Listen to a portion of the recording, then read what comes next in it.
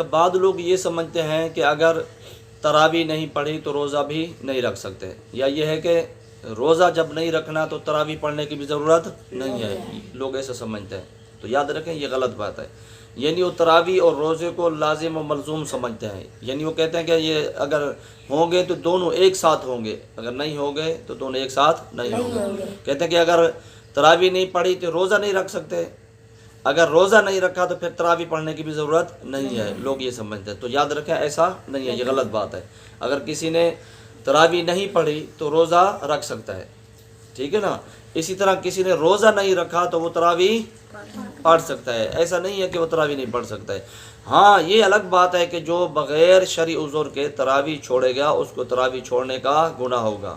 اسی طرح جو بغیر شرعی عذر کے، بغیر شرعی وجہ کے روزہ چھوڑے گا تو اس کو روزہ چھوڑنے کا گناہ ہوگا، ٹھیک ہے۔ ہاں ٹھیک ہے نا، یہ تو ہے۔